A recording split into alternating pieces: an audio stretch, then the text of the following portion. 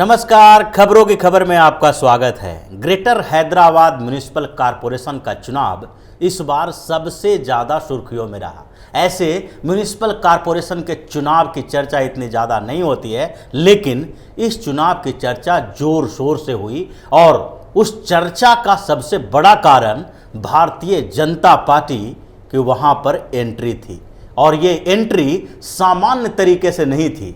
किसी भी कॉरपोरेशन के चुनाव में हर पार्टी चुनाव लड़ती है, लेकिन वहाँ पर जो चुनाव लड़ने वाले कॉरपोरेटर हैं, वहाँ के स्थानीय नेता हैं, उनकी उपस्थिति कोई अचंभे वाली बात नहीं रहती है। लेकिन अगर कॉरपोरेशन के चुनाव में स्टेट लीडरशिप्स के अलावा सेंट्रल लीडरशिप और पूरी मशीनरी लगा दी जाए तो ये एक बड़ी योजना की ओर संकेत देता है। और हैदराबाद में जो चुनाव हो रहा है, उस चुनाव ने यही संकेत दिया है कि भारतीय जनता पार्टी की योजना क्या है। दक्षिण भारत में भारतीय जनता पार्टी 2024 के लोकसभा चुनाव की तैयारी भी कर रही है और उससे पहले होने वाले अलग अलग राज्यों में विधानसभा चुनाव की तैयारी भी कर रही है। ये दोनों स्तर पर भारतीय जनता पार्टी जो योजना बना रही है, उसी का संकेत ग्रेटर हैदराबाद म्युनिसिपल कॉरपोरेशन के चुनाव में दिखाई पड़ता है। क्योंकि भारतीय जनता पार्टी ने अपनी ताकत झोंक दी है और इस ताकत का नतीजा सिर्फ इस कॉरपोरेशन के चुनाव में दिखाई नहीं पड़ेगा, क्योंकि ये एक पृष्ठभूमि तैयार करने वाला है। इस चुनाव के नतीजे जो सामने आएंगे, उस नतीजों से ये तय नहीं किया जाएगा कि भारतीय जनता पार्टी ने जो अपनी पूरी मशीनरी झोंक दी, पूरे नेताओं को उतार दिया, चीफ मिनिस्टर से लेकर गृह मंत्री तक वहां पहुंचे, भारतीय जनता पार्टी के अध्यक्ष भी वहां पहुंचे, बड़ी तरह से रोड शो किए गए और उस चुनाव को ऐसे बनाया गया जैसे कि कोई असेंबली का चुनाव हो। और ये जो हंगामा खड़ा हुआ है, वो ये तय नहीं करेगा कि इस चुनाव में भारतीय जनता पार्टी 150 डिवीजन में से कितनी सीटें ग्रेटर हैदराबाद म्युनिसिपल कॉरपोरेशन के चुनाव में ला पाती है। क्योंकि ये योजना सिर्फ हैदराबाद से संचालित नहीं होगी, बल्कि इसकी गूंज बहुत आगे तक दिखाई पड़ेगी। और इस पूरी योजना पर जो अगर ध्यान दें तो ये पता चलेगा कि भारतीय जनता पार्टी के आगे की योजना क्या है और अमित शाह ने क्यों इतनी बड़ी strategy greater Hyderabad municipal corporation के चुनाव में के लिए बनाई और सारे नेताओं को वहां पर झोंक दिया। इसके पीछे सबसे बड़ा कारण जो है वो तेलंगाना में होने वाले विधानसभा के चुनाव को लेकर है। तेलंगाना में 2023 में विधानसभा का चुनाव होगा और उसके लिए भारतीय जनता पार्टी एक बड़ी अपॉर्चुनिटी की तलाश कर रही है। वो अपॉर्चुनिटी क्यों मिलेगा, इस पर आगे चर्चा करेंगे, लेकिन इससे पहले सबसे देख लेते हैं कि तेलंगाना में जो नई सरकार बनी है और तेलंगाना का जो गठन किया गया है, उसके बाद वहां अलग अलग पार्टियों के लिए कैसी अपॉर्चुनिटी रही है। तो तेलंगाना में जो 2014 में बना और उसके बाद वहां पर एक पार्टी यानी कि टीआरएस की सरकार बनी रही। के चंद्रशेखर राव मुख्यमंत्री बने और उन्होंने अगले चुनाव यानी 2018 में जो चुनाव हुआ था, उसकी घोषणा जब की थी तो उस समय उनका कार्यकाल 9 महीना और बचा हुआ था। यानी करीब करीब 1 साल पहले ही उन्होंने चुनाव कराने का फैसला लिया। और इसके पीछे एक कारण था कि जितना ज़्यादा दिन तक राज्य की सत्ता में रहेंगे, उतना ज़्यादा एंटी इनकम्बेंसी फैक्टर लागू हो सकता है और उनकी सीटों कम हो सकती है। और यही कारण है कि उन्होंने 9 महीना पहले ही चुनाव की घोषणा कर दी और उसके साथ ही तेलंगाना में विधानसभा का चुनाव हुआ। तो 2018 के जो विधानसभा चुनाव तेलंगाना के हुए, जो 119 सीटों पर चुनाव होता है, 120 सदस्यों वाली लेजिस्लेटिव असेंबली में एक सदस्य नॉमिनेट किए जाते हैं, एंग्लो इंडियन का जो गवर्नर नॉमिनेट करते हैं। तो 120 सदस्यों वाले विधानसभा के 119 सीटों पर जो चुनाव हुआ, उसमें टीआरएस को 88 सीटें मिली और भारतीय जनता पार्टी को केवल 1 सीटें मिली। 19 सीटें कांग्रेस को मिली और 7 सीटें एआईएमआईएम को मिली, जबकि एआईएमआईएम 8 ही सीटों पर चुनाव लड़ी थी। ये पूरा जो 2018 का चुनाव था वही तय कर दिया कि आगे भारतीय जनता पार्टी किस तरह से चुनाव लड़ेगी और वहां पर उनके लिए क्या विकल्प होगा।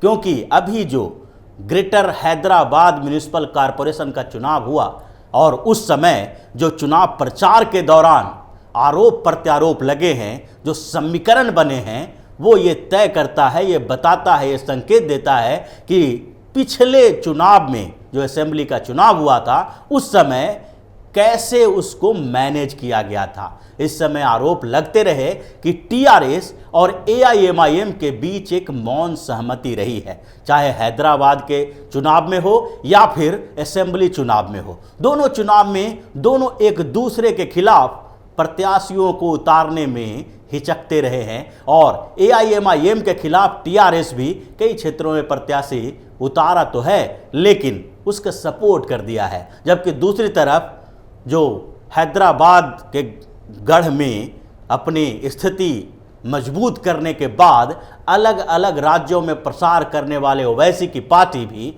जो अपने ही स्टेट में यानी तेलंगाना में हैदराबाद से बाहर नहीं निकल पाती है।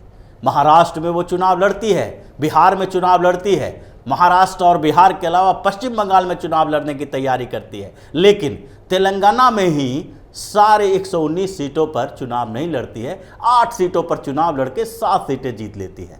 इसके पीछे एक बड़ा कारण यही था कि टीआरएस और एआईएमआईएम के बीच एक मौन सहमति बनी रही और उस सहमति के कारण उस जो दोनों के बीच ये जो इनडायरेक्ट तौर पर गठबंधन हुआ, उसी को आधार ग्रेटर हैदराबाद म्युनिसिपल कॉरपोरेशन के चुनाव में भारतीय जनता पार्टी ने बनाया और उस आधार को बनाने के बाद इन दोनों के बीच जो समस्याएं पैदा होने की स्थिति उत्पन्न हुई वो भी सामने दिखाई पड़ रहा है। क्योंकि टीआरएस के नेता बार बार ये बात दोहराते रहे कि एआईएमआईएम के साथ उनका कोई साठगांठ नहीं है। इस चुनाव में वो 50 सीटों पर एआईएमआईएम को चुनौती दे रहे हैं और 50 सीटों पर दोनों के बीच डायरेक्ट फाइट है। जबकि 2016 में जो चुनाव हुआ था उस समय ऐसी स्थिति नहीं थी।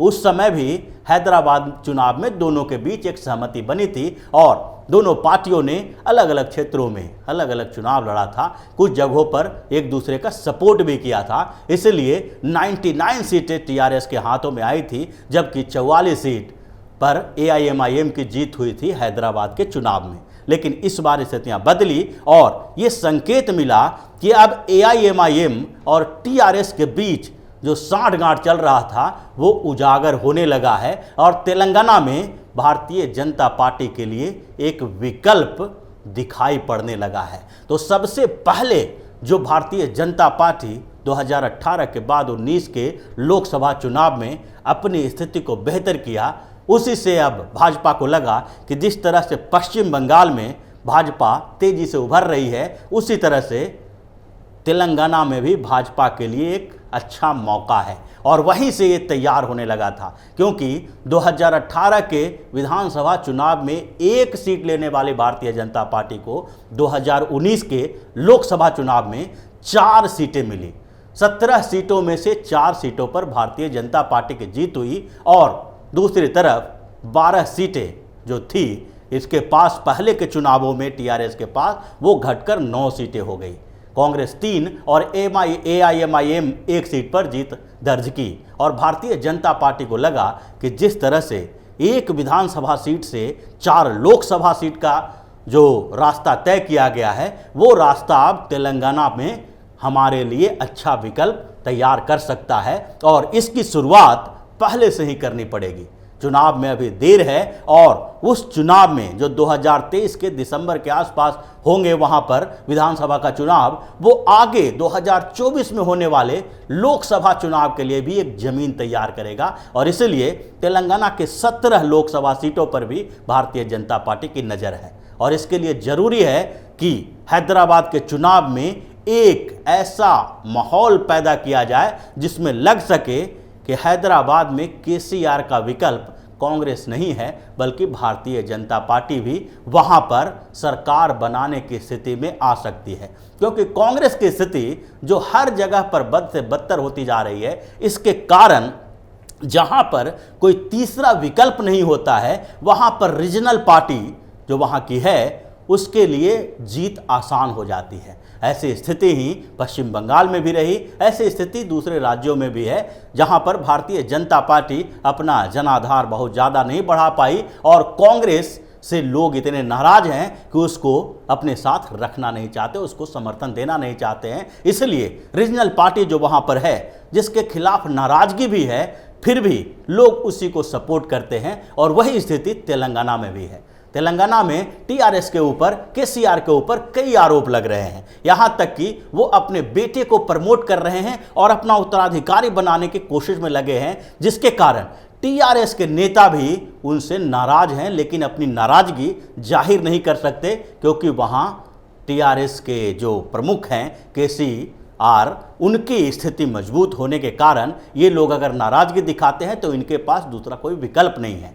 और वो जब चुनाव के समय आएगा तो वहाँ पर भी वही स्थिति होगी जो पश्चिम बंगाल में अभी ममता बनर्जी की हो रही है, क्योंकि भारतीय जनता पार्टी के विकल्प बनते ही टीआरएस के कई नेता भाजपा के साथ जुड़ेंगे और केसीआर की स्थिति कमज़ोर होगी। तो इसी योजना पर आगे काम किया जा रहा है और इसके लिए ज़रूरी है कि एआईएमआईएम और टीआरएस के बीच के ये गठबंधन को तोड़ा जाए। और वहाँ पर अब ये माहौल तैयार होता दिखाई पड़ रहा है, क्योंकि टीआरएस और एआईएमआईएम के बीच जो गठबंधन है उससे मुस्लिम वोट भी एआईएमआईएम को हैदराबाद के बाहर के क्षेत्र में उनके पास नहीं जा पाती है, क्योंकि वो चुनाव ही नहीं लड़ते हैं और टीआरएस को वो सारा फायदा मिल जाता है। कांग्रेस के साथ वहाँ के लोग हैं नहीं।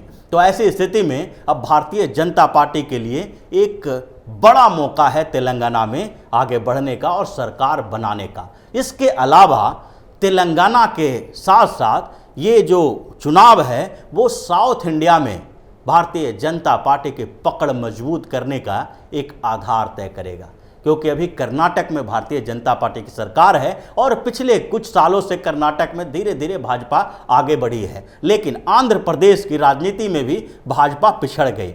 टीडीपी के साथ गठबंधन के कारण भारतीय जनता पार्टी और टीडीपी की सरकार भी बनी और दोनों साथ साथ में चुनाव भी लड़े, लेकिन टीडीपी अलग हो गई भारतीय जनता पार्टी से और उसके बाद आंध्र प्रदेश में भी उनका आधार थोड़ा भाजपा का कमज़ोर हो गया है। लेकिन तेलंगाना के बाद जो आंध्र प्रदेश में भी जो भारतीय जनता पार्टी अपना आधार तैयार करेगी और उसको और मजबूत करेगी, ताकि कर्नाटक के साथ साथ आंध्र प्रदेश और तेलंगाना में भाजपा के लिए 2024 के लोकसभा चुनाव और उससे पहले होने वाले विधानसभा चुनाव या दोनों के लिए एक आधार बन सके। इसके अलावा जो आगे तमिलनाडु और केरल में है, इन दोनों जगह पर भारतीय जनता पार्टी अपना आधार बना रही है और वहाँ दूसरे तरह की राजनीति कर रही है। केरल में भी नए गठबंधन बना रही है और तमिलनाडु के चुनाव में भी वो गठबंधन की तलाश कर रही है, जिसमें रजनीकांत के साथ भी गठबंधन होने की संभावना है, जो अभी पार्टी बनाने वाले हैं। तो ये पूरी कवायद जो हैदराबाद चुनाव की है वो तेलंगाना, आंध्र प्रदेश और साथ साथ में तमिलनाडु और केरल में भारतीय जनता पार्टी के अपनी स्थिति मजबूत करने और 2024 के लोकसभा चुनाव के लिए एक योजना पर काम करने को लेकर है। इसलिए हैदराबाद के चुनाव में अगर भाजपा कमज़ोर स्थिति भी रहती है भाजपा की, वहाँ पर ज़्यादा सीटें नहीं भी मिलती है, तो इससे कोई परेशानी होने वाली नहीं है भारतीय जनता पार्टी को, क्योंकि उसकी योजना 2023 और 24 की है। तो इसी तरह की खबरों के साथ फिर से हाजिर होंगे। तब तक के लिए बने रहिए हमारे साथ और देते रहिए हमें सहयोग, ताकि इसी तरह की खबर हम आपके लिए लाते रहें। धन्यवाद।